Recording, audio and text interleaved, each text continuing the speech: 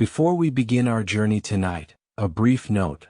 This episode of Sleepy Paranormal is brought to you by the SAC Center, a leading telehealth clinic specializing in the testing and treatment of autism and ADHD.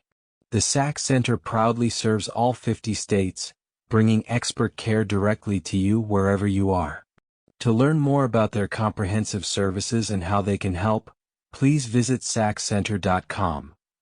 The air hung still and cold over the ancient woodlands of Rendlesham Forest, a stillness broken only by the whisper of the winter wind through the tall pines. It was the closing days of December in 1980, a time when the world was on the cusp of a new year, yet for a small group of American airmen stationed at the twin NATO bases of RAF Bentwaters and RAF Woodbridge in Suffolk, England, the approaching dawn would bring not a new beginning, but an encounter that would forever etch itself into the annals of unexplained phenomena. This tranquil corner of the British countryside, usually a haven of quiet reflection, was about to become the stage for what many would come to call Britain's Roswell. Our story truly begins in the early hours of December 26th, just after midnight. The darkness was profound, pierced only by the distant gleam of stars and the occasional security light from the nearby airbase. Airman First Class John Burroughs and Staff Sergeant Jim Peniston were on patrol near the east gate of RAF Woodbridge, their duties routine, their minds likely on the warmth of their bunks. Suddenly, an unusual light pierced the otherwise unbroken darkness. It wasn't a flare nor a distant aircraft. This light, unlike anything they had seen before, appeared to be descending into the dense forest beyond the perimeter fence.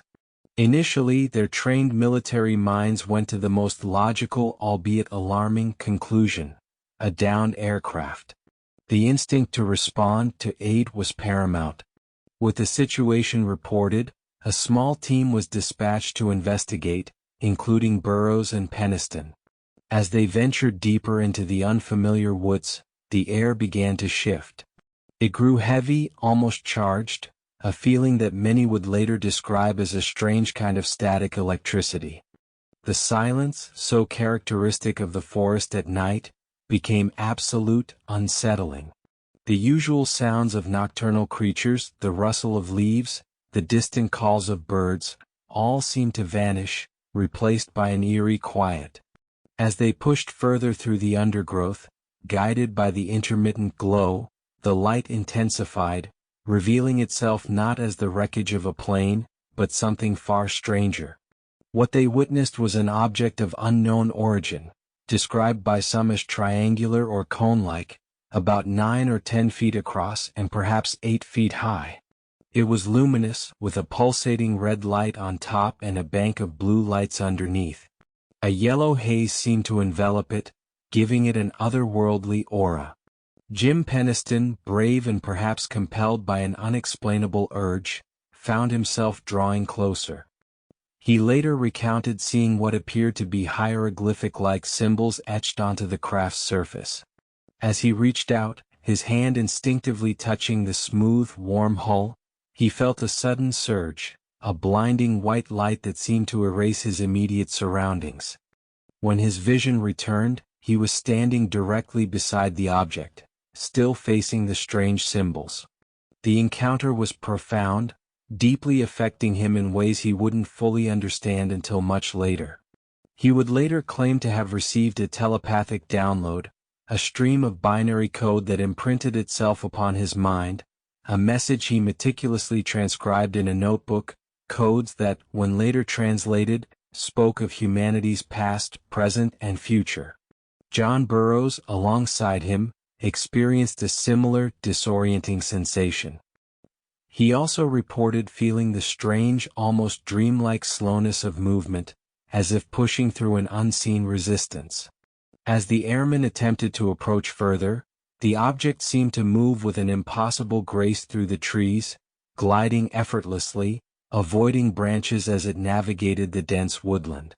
The animals on a nearby farm, usually quiet at this hour, were reportedly in a frenzy, their cries echoing through the unnatural silence of the forest. The light would flicker and dim, then reappear, playing a perplexing game of hide-and-seek among the trees. At one point, the object reportedly lifted itself just a few feet off the ground, then maneuvered swiftly through the pines, before disappearing altogether, leaving the men bewildered in the returning darkness. They were left with an unshakable feeling that they had witnessed something extraordinary, something beyond their understanding of conventional flight. By dawn, the initial shock had given way to a need for concrete evidence. A team returned to the site in the morning, their boots crunching on the frost-covered ground. What they found deepened the mystery. In a small clearing, there were 3 distinct triangular impressions in the soil, as if something heavy with tripod-like legs had rested there. Nearby trees bore scorch marks and broken branches, seemingly consistent with the presence of an object that emitted heat or energy. Local police were even called to the scene to observe these physical anomalies. While some skeptics would later attribute these depressions to animals or forestry work, the airmen involved remained convinced of their significance. The initial report of unexplained lights circulated within the base, causing a ripple of unease. Yet, the full extent of what had occurred on that first night was not immediately apparent to everyone. The Air Force, keen to maintain order and perhaps avoid panic, sought to downplay the events. Then came the second major incident 2 nights later, in the early hours of December 28.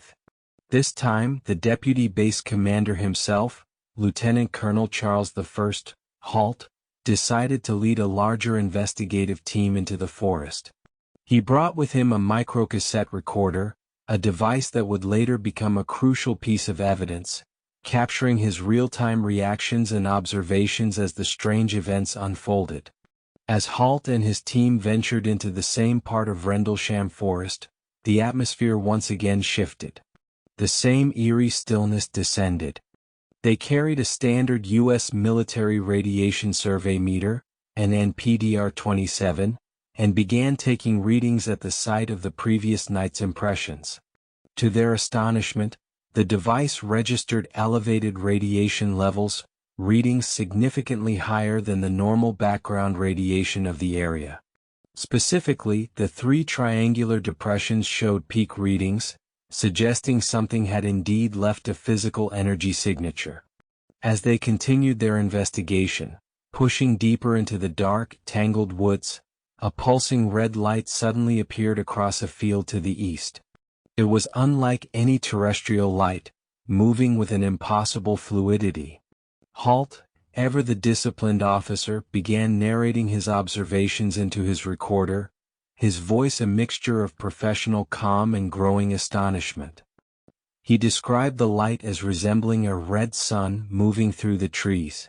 The light darted and hovered, appearing to change shape and intensity.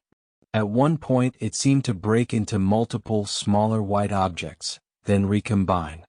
The airmen watched transfixed as this aerial ballet unfolded before them. The object then seemed to focus its attention on them. A beam of light, described as pure white and laser-like, suddenly shot down from the sky, appearing to land at their feet. The intensity of this beam, the feeling of its presence, was overwhelming. Halt, in his recording, can be heard expressing his disbelief and awe. The event continued for what felt like an eternity. 3 distinct, star-like objects appeared in the sky, 2 to the north and 1 to the south. Halt described the brightest of these hovering for several hours, beaming down intermittent streams of light. These objects moved with incredible speed and performed sharp, angular maneuvers that defied any known aircraft. They displayed changing red, green, and blue lights, twinkling against the inky blackness. The entire experience left an indelible mark on Lieutenant Colonel Halt. He was a man of logic, a military officer accustomed to order and explanation, but what he witnessed that night simply had no rational explanation within his framework of understanding. He later wrote a detailed memorandum to the UK Ministry of Defence, titled Unexplained Lights, outlining the sequence of events. This document, which would eventually be made public through the U.S. Freedom of Information Act, became a cornerstone of the Rendlesham Forest incident, providing official corroboration of truly bizarre events. In the aftermath, the Rendlesham Forest incident became a hotbed of speculation and controversy. Official explanations were offered, attempts to rationalize the unexplainable. The most common debunking theory suggested that the initial lights were simply the beam from the nearby Orford Ness Lighthouse, located some miles away on the coast. Skeptics argued that the lighthouse's pulsing beam, combined with atmospheric conditions or misinterpretations, could account for the sightings. However, many witnesses, including Halt, pointed out the stark differences between what they saw and the steady, predictable sweep of a lighthouse. They described lights that moved, darted, and hovered, displaying behaviors far beyond that of a stationary beacon. Another theory proposed that the initial sighting coincided with the Ursid meteor shower, with a bright fireball meteor burning up over southern England. While a meteor could explain a descending light, it couldn't account for the sustained, controlled movements, the physical impressions, or the radiation readings. Some even suggested a prank by British Army personnel, using flares or other devices, a theory largely dismissed by those who experienced the genuine terror and awe of the encounters. Despite the attempts to explain away the events, the mystery persisted, fueled by witness testimonies and the enduring questions surrounding the official response. Sergeant Jim Peniston, for example, continued to speak of the binary code he received, a message he believes came directly from the craft, detailing an urgent message for humanity.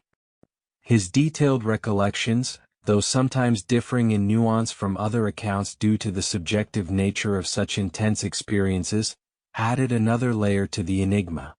John Burroughs, too, steadfastly maintained his account of the physical and mental disorientation he felt near the object. The Halt tape, the real-time recording made by Lieutenant Colonel Halt during the second night's investigation, became a powerful piece of evidence for many. Listening to his voice, calm yet unmistakably tinged with wonder and bewilderment as he describes the unexplainable phenomena unfolding around him, lends a profound credibility to the events. It's a sonic journey into the heart of the mystery, capturing the raw, immediate impact of the unknown. Over the years, the Rendlesham Forest incident has been investigated by countless researchers, both civilian and official. Declassified documents, eyewitness interviews, and ongoing discussions have kept the story alive. Some former military personnel have come forward, claiming to have seen photographs or films of the objects, despite official denials of such evidence. Rumors of occupants being encountered, never officially verified, have also persisted in the shadows of the narrative, adding to the tantalizing speculation. The question of why such an event would occur near two highly strategic NATO air bases, crucial during the Cold War era, adds a layer of geopolitical intrigue. Was it a foreign power's advanced aircraft, a covert military operation gone awry, or something truly from beyond our world? The lack of definitive, widely accepted explanations has allowed the incident to transcend a simple anomaly and become a symbol of the unknown, a testament to the idea that there are still things in our universe that defy our current understanding. For those who lived through it, especially the airmen directly involved, the experience was transformative. It shattered their conventional worldview, forcing them to confront the possibility of phenomena beyond the realm of scientific explanation. Many carried the weight of their experiences, some struggling with the official dismissals, others finding a new purpose in sharing their stories, hoping for a broader understanding. The forest itself, a silent witness to these events, remains. Its ancient trees, its quiet paths, still hold the echoes of that strange December. It's a place where the ordinary met the extraordinary, where the veil between the known and the unknown seemed to thin, just for a few unsettling hours. The Rendlesham Forest incident continues to invite curiosity, to challenge assumptions, and to remind us that perhaps, just perhaps, there is more to our reality than meets the eye. The truth in this case remains elusive, shimmering like the multicolored lights that danced in the dark Suffolk sky all those years ago. Now, as you listen to the gentle sounds around you, let your breath become soft and steady. Feel the weight of your body, sinking deeper into the surface beneath you. Allow your eyelids to grow heavy if they haven't already. Imagine the cool, quiet air of the forest, not in a way that creates unease, but as a space of profound calm. Picture the ancient trees standing tall, their branches reaching towards the sky, silent guardians of the night. Feel their steady presence rooted deeply in the earth. Let your mind drift to the distant, soft glow of the Orford Ness Lighthouse, a beacon of reassurance on the horizon. See its gentle sweep, a rhythm of light across the vastness. Allow any thoughts that linger to simply float away, like leaves carried on a gentle breeze. There is nothing left to hold on to, no worries, no plans, just this moment of peace. Feel your muscles relaxing, starting from the tips of your toes, moving slowly up through your feet, your ankles, your calves. Let go of any tension in your knees, your thighs, your hips. Imagine a wave of warmth and calm spreading through your abdomen, softening, easing. Feel your chest rise and fall with each slow, deep breath, a quiet, rhythmic lullaby. Relax your shoulders, letting them drop away from your ears. Release the tension in your arms, your forearms, your hands. Feel your fingers softly curling or simply resting, effortless and still. Notice the gentle space between your eyebrows, smoothing out any furrow. Let your jaw soften, your tongue rest lightly in your mouth. Allow your eyes to settle comfortably behind your closed lids. You are safe, you are warm, you are utterly at peace. The whispers of the forest, the distant light, they are simply part of the stillness, part of the quiet embrace of the night. Let your breath lead you deeper, softer, into a profound and restful sleep. Each exhale carries you further into tranquility. You are drifting gently, peacefully into the deepest slumber.